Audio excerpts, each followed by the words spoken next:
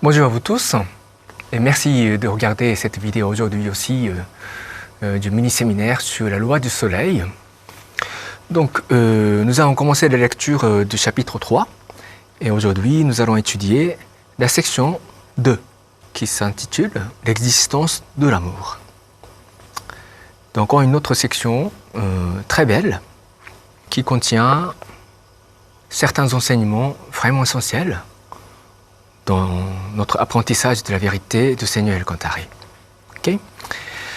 Donc, comme d'habitude, je vais lire certains passages et je vais rajouter des commentaires. Allons-y. Bien des occasions nous sont accordées de réfléchir sur l'amour. Cependant, nul n'a jamais vu l'amour lui-même. On ne peut le tenir dans les mains, l'examiner ou le désigner à la cantonade. Regardez, voilà l'amour. Mais l'amour existe, certainement. L'être humain ne cesse de croire en son existence. Pensez cependant à toutes les choses, impossibles à voir ou à toucher, que nous tenons cependant pour elles. Le vent, par exemple. Vous ne pouvez ni voir ni confirmer son existence. Ceci étant, quand vous regardez une feuille voltiger et entendez le bruissement des arbres, vous en acceptez l'existence. Vous connaissez sa douce caresse, sa fraîcheur et sa force vigoureuse. L'amour est comme le vent. Chacun croit en son existence et partage cette perception, même si elle ne peut être prouvée objectivement. Vous ne pouvez pas prouver l'existence de l'amour, mais vous pouvez percevoir sa présence. Voilà. Donc, l'amour, on ne peut pas toucher l'amour lui-même. L'existence de l'amour n'est jamais tangible pour nos 5 sens physiques. Donc, en vivant sur cette terre, l'amour, il n'y a aucun moyen de prouver notre amour.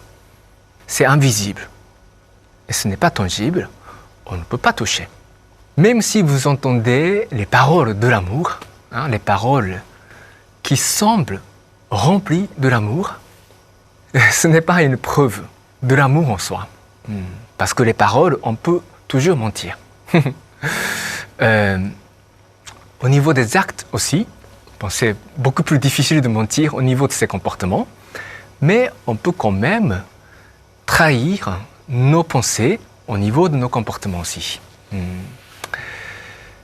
Donc, en matière de l'amour, c'est toujours le cas. On a toujours envie d'avoir la preuve de l'amour de quelqu'un, n'est-ce pas?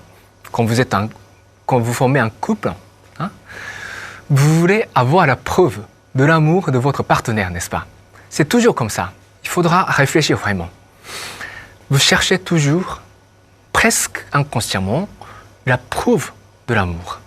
Et quand on n'est pas marié, par exemple, quand notre relation n'est pas encore stable, on sort avec quelqu'un, on ressent la nécessité de prouver notre amour envers cette personne. C'est bien de faire cet effort, bien sûr, même dans un couple marié, il est incontestablement important de faire des efforts pour exprimer notre amour envers son conjoint. Ça, c'est vrai.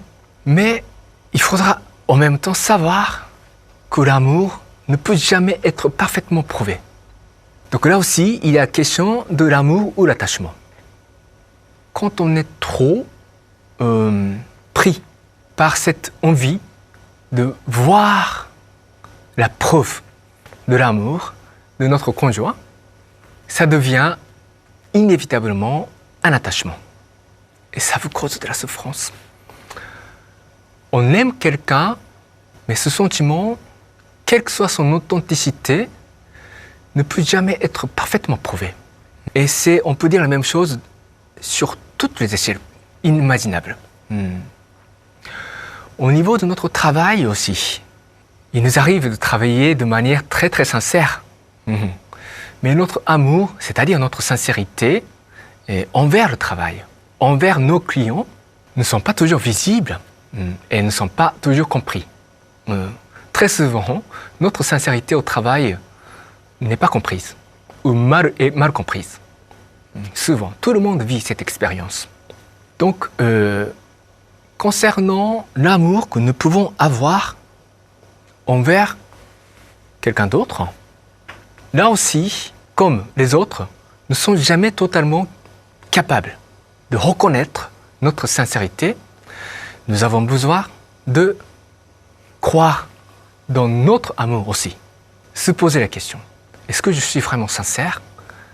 Et si, au bout d'une interrogation très profonde vis-à-vis de soi-même, si la réponse était oui, même si les autres, vos collègues, vos supérieurs, vos subordonnés, vos clients ne comprendront pas votre amour, il faudra vous y tenir. Voilà. Donc ça c'est un autre point essentiel concernant notre réflexion sur l'amour. L'amour n'est pas visible. Et là, il y a cette très belle formule que Maître Okawa prononce plusieurs fois. L'amour est comme le vent. Donc c'est une image que nous devons tous garder à l'esprit. Chaque fois que nous pensons à l'amour, il faut que nous nous disions l'amour est comme le vent. L'amour souffle comme le vent. Donc quand on aime quelqu'un, il faut se représenter cette vision. Ce vent qui souffle sans être remarqué, sans être reconnu. C'est ça, en fait, l'essence de l'amour qui donne. Pratiquer l'amour qui donne, c'est essayer de souffler comme le vent. On donne la chaleur ou une sensation confortable, la douceur aux gens sans même être remarqué, donc sans être remercié pour ça. C'est ça l'essence de l'amour. Quand on assimile parfaitement cette sensation, à ce moment-là, on est qualifié d'ange, d'ange de lumière. Parce que Maître Oka nous enseigne que l'essence du travail des anges, c'est donner de l'amour aux autres sans être remercié. Et accepter ça. Et comprendre que ça, c'est la source de la joie. Donc si on partage cette sensation du plus profond de notre cœur, et si on peut se maintenir dans cet état de conscience, on est ange. Et notre apprentissage de l'amour, c'est pour devenir un ange. Je continue. La plupart du temps, ce qui compte le plus pour les humains est souvent inconciliable avec toute tentative de démonstration. Il en a été ainsi de tout temps. À aucune époque, on n'a pu prouver l'existence du plus important. Dieu, amour, courage, sagesse, bien, bienveillance, beauté, harmonie, progrès, miséricorde, vérité, sincérité, désintéressement. Tous ces principes font l'objet d'une existence réelle et sont présents dans l'univers entier. Ce qui fait que personne ne les ignore dans un monde de lumière. Mais dans ce monde, personne ne peut démontrer l'existence de ces valeurs. La raison en est que ces notions essentielles existent dans un monde au-delà de l'espace à 4 dimensions. Les matériaux tridimensionnels ne sont pas adaptés pour établir des preuves de leur existence. Voilà donc un autre enseignement extrêmement important. On n'est pas souvent conscient de ça, n'est-ce pas, dans la vie quotidienne. Mais quand on réfléchit un petit peu, c'est vrai que les valeurs les plus essentielles pour les humains, c'est-à-dire au niveau de notre esprit, ne peuvent jamais démontrer de manière parfaite dans ce monde terrestre. C'est ça le grand mystère. Et c'est aussi ça la clé pour pénétrer dans l'intention de notre Créateur. Pourquoi il a fait ce monde ainsi? Donc en venant dans ce monde, on devient aveugle. Parce que ce monde n'est pas suffisant pour nous montrer les valeurs les plus essentielles en tant qu'humains. Les matières sont là, notre corps physique est là, la présence d'autres personnes qui habitent leur corps physique est là, mais par exemple l'amour, ça n'existe jamais complètement, totalement dans ce monde terrestre. Ça ne réside jamais dans ce monde terrestre, de manière complète. Il y a des indices dans les actes des gens ou dans tout ce qui existe dans ce monde terrestre pour que notre esprit puisse sentir la présence de l'amour. Donc c'est la même chose pour la sagesse, Dieu, pour commencer, la lumière, pas la lumière physique, avec les lampes, la lumière spirituelle. On a tous la capacité de sentir la lumière spirituelle. Ici, je me trouve dans la salle de prière du siège international d'Apicience. Parce que d'autres salles n'étaient pas disponibles aujourd'hui. Ici, c'est rempli de lumière. Moi, je le sens, mais je le sens de manière spirituelle. C'est-à-dire, moi, je n'ai aucun moyen de vous le montrer, ce que je ressens au niveau spirituel. Donc, chacun peut ressentir ça. Donc, la même chose pour, par exemple, la beauté. La beauté, on peut dire telle ou telle chose est belle. Mais pourquoi? Pourquoi c'est beau? Pourquoi c'est beau? On n'a pas vraiment d'explication en termes physiques. Parce que la beauté, l'essence de la beauté, c'est toujours au niveau spirituel.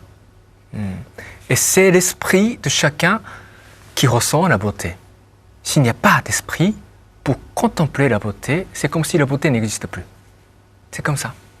Donc, il ne faudra jamais oublier que les valeurs les plus importantes pour nous, les êtres humains, sont toujours invisibles, impossibles à être démontrées parfaitement dans ce monde terrestre. Donc ça, c'est un autre grand sujet de contemplation dans notre vie quotidienne. Donc là-dessus aussi, on doit faire attention au progrès, soi-disant, scientifique. La science, pour l'instant, n'a pas vraiment de technologie pour pénétrer dans le mystère de ces éléments essentiels de l'univers invisible.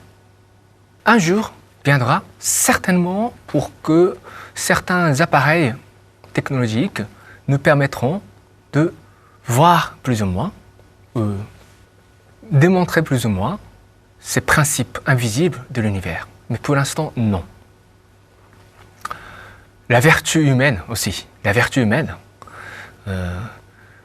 pour détecter si cette personne est vertueuse ou non, comme on a un petit peu vu dans le chapitre 2, en termes différents, il y a la question de l'aura, qui émane de chaque être humain. Quand quelqu'un émet d'un halo large, ça veut dire que cette personne est vertueuse.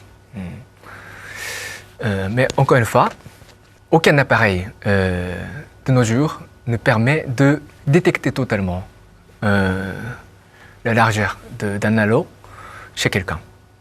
Ça viendra peut-être, mais on peut dire aussi que les valeurs ou les éléments qui appartiennent essentiellement dans des mondes au-delà de l'espace à 4 dimensions ne sont jamais totalement représentés dans ce monde tridimensionnel. Dans ce sens, la science de ce monde sera toujours limitée. Toujours. Il y a toujours donc le rôle de la foi, une capacité humaine essentielle pour percevoir ces éléments qui n'appartiennent pas à ce monde tridimensionnel. Gardera toute sa valeur. La foi. La question de la foi restera pour toujours. C'est grâce à notre foi que nous allons pouvoir saisir l'essence de Dieu, l'essence de la lumière, l'essence de la vertu, l'essence de l'amour, ainsi de suite. Voilà. Alors je continue. Jésus disait, Dieu est amour. Si l'amour est certainement l'un des attributs de Dieu, Jésus voulait dire plus que cela. L'existence de Dieu ne doit pas être démontrer. Mais je dirais que l'amour est ce qu'il y a de plus proche de lui. Vous qui croyez à l'existence de l'amour, croyez à l'existence de Dieu. Vous qui croyez à la puissance de l'amour, croyez à la puissance de Dieu. Car Dieu est amour. Voyez, moi Jésus, Fils de Dieu, j'accomplis l'œuvre d'amour. Il ne s'agit pas de mes œuvres. Mon Père céleste, mon Dieu, vient en moi et me fait accomplir ses œuvres. Si vous souhaitez voir l'amour, voyez mes œuvres en premier. Vous y verrez l'amour et Dieu. Cette citation est une restitution du discours sur l'amour que Jésus-Christ exposait à Nazareth il y a près de 2000 ans. C'est parce que je le guidais depuis le ciel à l'époque que je connais ces mots. Voilà. Donc, encore une fois, un mystère de l'histoire s'est révélé ici. Il dit, parce que je le guidais depuis le ciel à l'époque que je connais ces mots. Quand Jésus-Christ était sur terre, il appelait mon Père qui est aux cieux. Voilà. Son Père, c'était le Seigneur El-Kantari. Donc ça, c'est un des secrets les plus importants à partager à travers le monde. Il y a 2000 ans, c'était le Fils qui était venu sur terre. Maintenant, c'est le Père qui est venu parce que la mission est plus intense dans cette époque. L'humanité fait face à un danger collectif pour savoir si notre avenir se dirige vers la lumière, vers une nouvelle prospérité harmonieuse ou vers le déclin. Et peut-être la destruction de l'ensemble de la civilisation que nous connaissons de nos jours. C'est ce qu'on a dit déjà dans le chapitre 1, n'est-ce pas?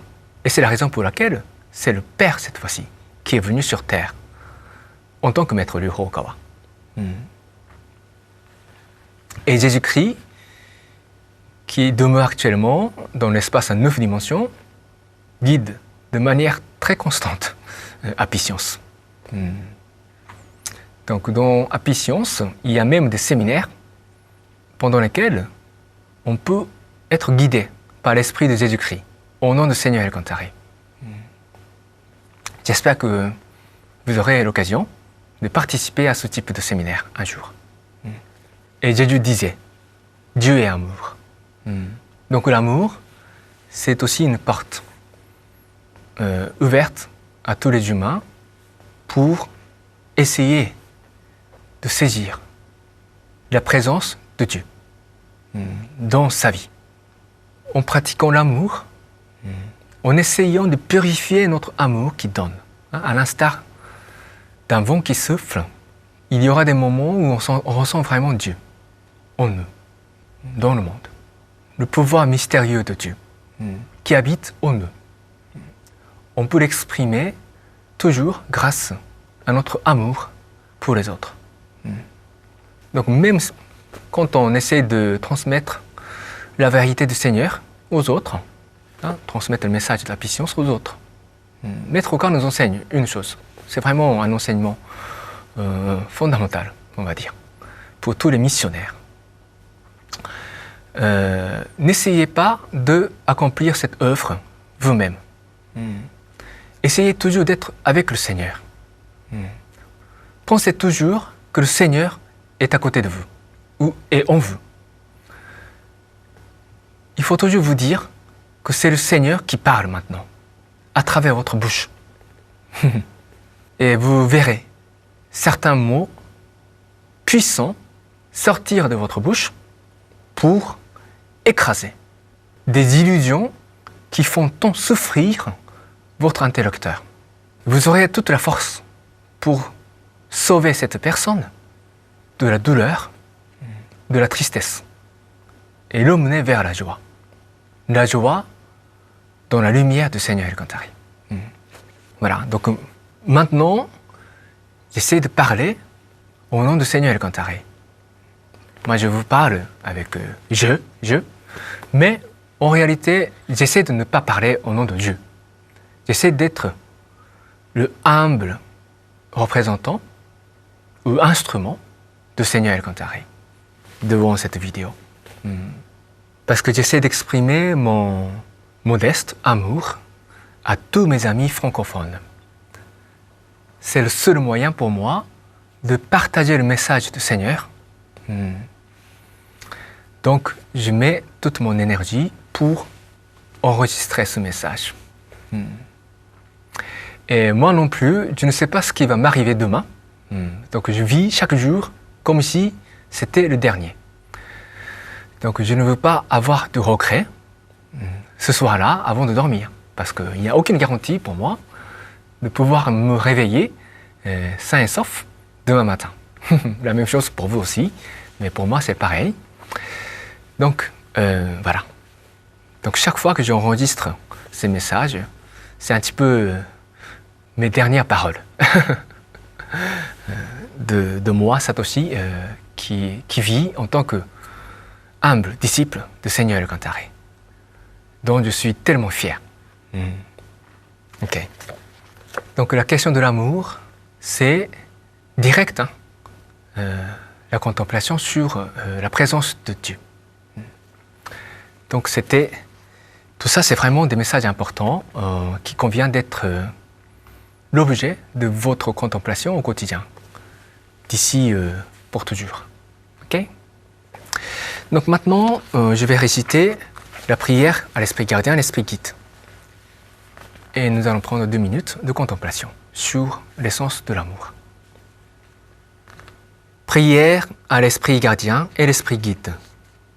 Mon Esprit Gardien, mon Esprit Guide, au plus profond de mon cœur, vous êtes ma fontaine de vie, ma lumière d'espérance, ma source de sagesse, mon bouclier de courage. Assistez-moi, je vous prie, dans mon apprentissage quotidien. Polissez mon cœur chaque jour. Donnez-moi chaque jour de bonnes inspirations. Rectifiez le parcours de ma vie. Gardez-moi loin de tous les maux. Guidez-moi chaque jour dans une existence encore meilleure. Je vous remercie sincèrement. Maintenant, redressez votre dos, fermez vos yeux légèrement et harmonisez votre respiration. Et je vous laisse commencer votre contemplation sur l'essence de l'amour. L'amour qui est semblable au vent invisible, qui souffle sans être reconnu. Réfléchissez sur l'amour que vous essayez de donner aux autres et pensez en même temps à la présence de Dieu. Je vous laisse commencer.